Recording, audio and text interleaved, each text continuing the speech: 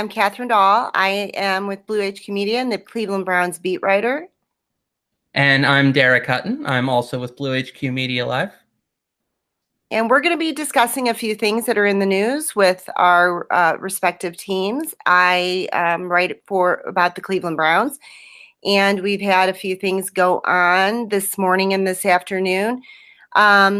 One of which was it was announced today that the Browns are in the final 5 for the NFL draft next year or the year after. That'd be Cleveland, the city of Cleveland, and Canton. So after we were passed over last year for Dallas, this would be a great thing for Cleveland and the hard-suffering Browns fans to have something to celebrate, and would bring a lot of revenue into the city, as well as a lot of fans. Since the NFL started moving the draft around, you've had a lot of people traveling, bringing a lot of fans from all over the country. So that'd be a great thing for Cleveland. Yeah, the Browns, say what you will about their win-loss record, but it's one of the most loyal fan bases in all of professional sports. It's always kind of fascinated me how people who used to apply the lovable losers tag to the Chicago Cubs just completely ignore the overwhelming passion that Browns fans have.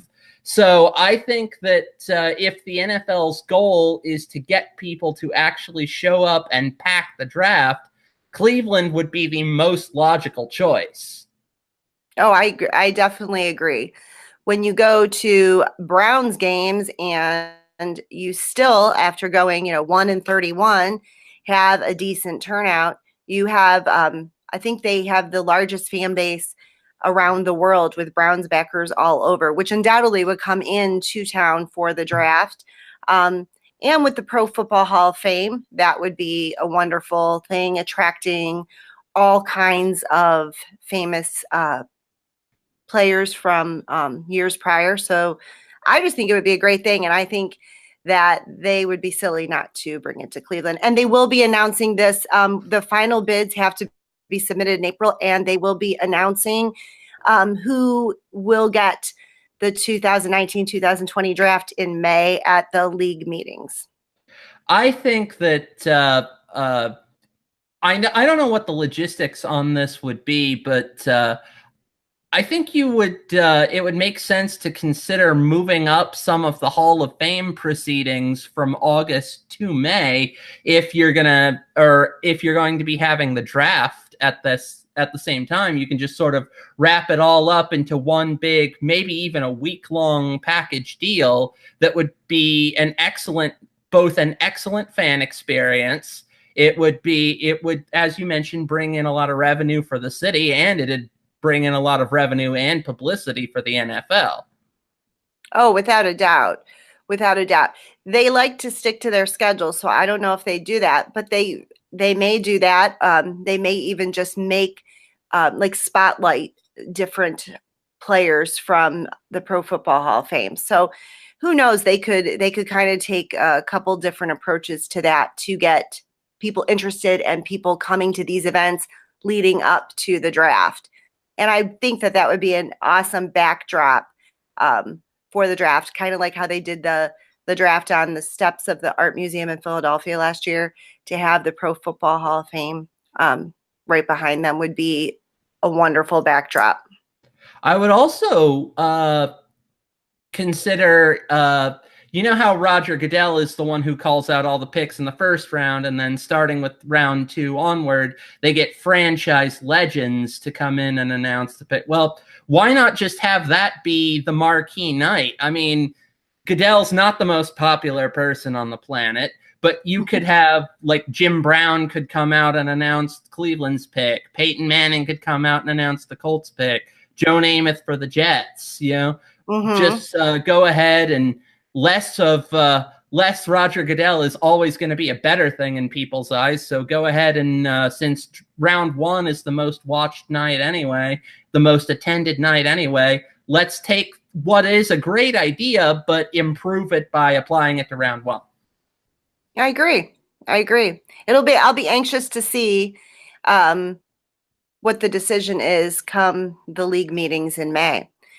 I don't know if anyone was paying attention today, but they did announce that AJ McCarron won the arbitration and he is now an unrestricted free agent.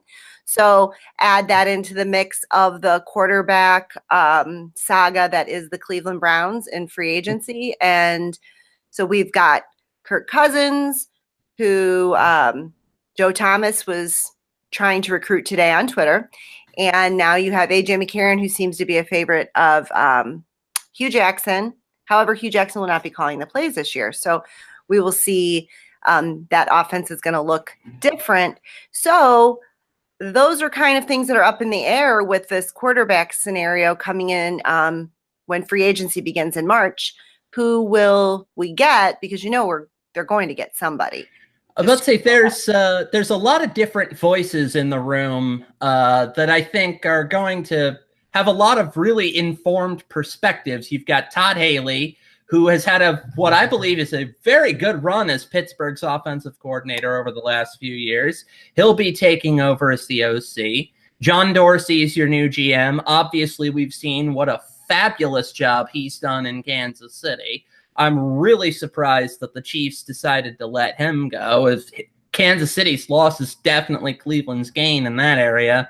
Mm-hmm. And then Scott McCloughan, who has been the architect of some of the Washington Redskins' better draft picks over the last few years, is going to be a draft consultant for the Browns this year. So I figured when I saw that McCarron was going to be a full free agent that because of the botched deal for him last year, the Browns would certainly have interest. But at the same time, the presence of Dorsey and McCloughan, who are both guys who believe in building your team through the draft first, does make you wonder if, with all of those 11 draft picks that Cleveland has, if they're going to take a look at what's available in the draft this year instead, and maybe let other teams get into the fight over A.J. McCarron. I believe A.J. McCarron won't come with as high of a price tag, though, as like a Kirk Cousins. So I would see them being more apt to go after an A.J. McCarron as opposed to a Kirk Cousins, because you're really going to have to back up the truck with full of money for Kirk Cousins. And who knows? I mean, it doesn't even really sound like Kirk Cousins wants to come here. He wants to be in a team that's in contention, and we certainly were not last year. That's not to say we can't turn it around. You do have a lot of great football minds now brought into the front office, ditching the analytics per se and going back to the old school football mindset. The pickup of Wolf from Green Bay was also I forgot about him. That's another really excellent one. Yeah. I was shocked that they overlooked him for their GM position, and then he left and took our assistant GM position. So that I do think that it'll be smarter drafting without a doubt. But I do think that probably out of all the quarterbacks that are out there right now, A.J. McCarron is probably the most likely. They will definitely get a veteran. I mean, they most definitely will, because it's just such a young quarterback room. Kaiser gave it his all. He wasn't consistent. We obviously saw the problems with his interceptions, and he needs somebody that can guide him. Is A.J. McCarron have enough experience? He doesn't have a lot. So do they want somebody with a little more? Who knows? There's a lot of names out there. There's, your Sam Bradford, and you've got a lot of people out there. It's just depending probably the price and what we're wanting to give.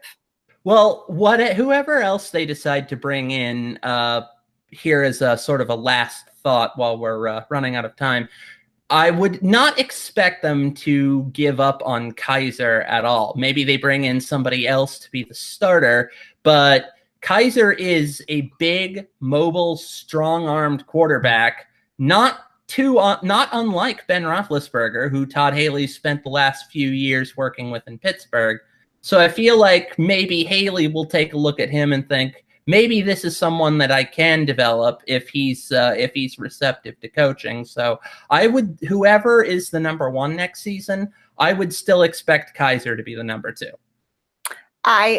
I think Kaiser will watch and learn and gain some confidence back, which he desperately needs.